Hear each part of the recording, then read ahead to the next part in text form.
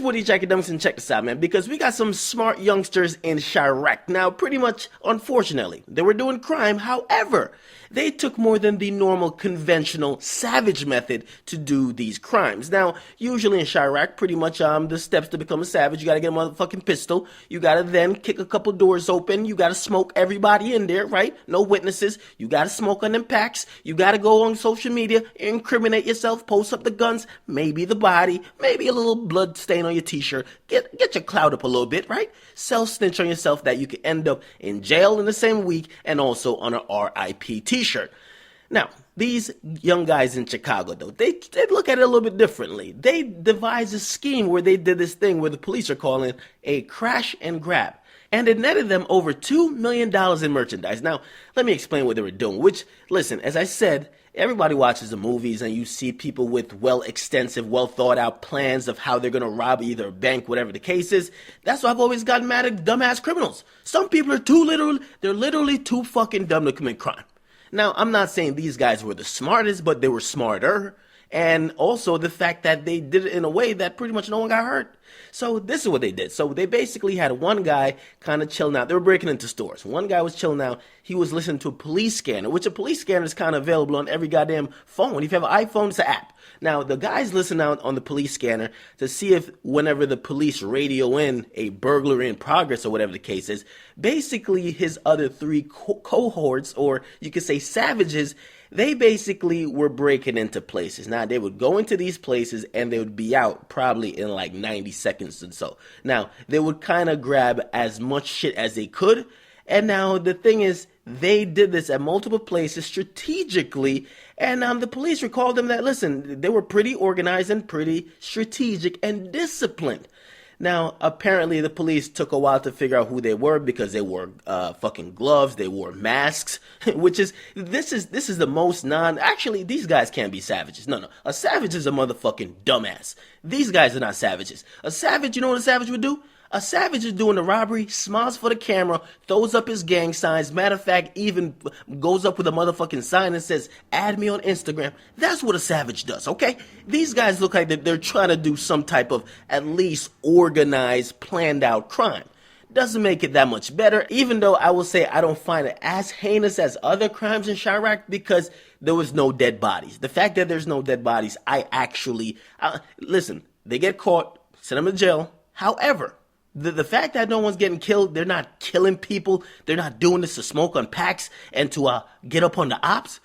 I gotta say, hey, this is between the police and them. Now check it out, because apparently these guys are from the reputed Gangster Disciples group, and basically they use metal crowbars to break store windows.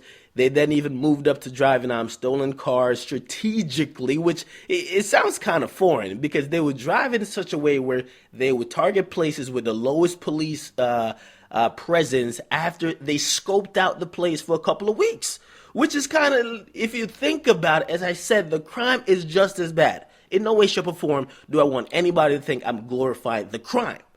But to see people doing something that's not some dumb ass shit, and not doing it in a dumbass way, is actually like mind-blowing. Now, the police are saying, listen, man, hey, criminals are criminals. They were looking for a way to make money, and they were looking for an easier way. And they were like, listen, they were smart for a while, but we got them. And you can see the guys on your screen. They're all African-American. I mean, pretty much they robbed a ton of places. The places they robbed include Neiman Marcus, which that's a come-up. They crashed a white Dodge Caravan through the entrance, made off with a bunch of designer purses and other luxury items. They had a ton of video. So police had a ton of video on them. But every video they had mask and gloves. They couldn't get nothing on them.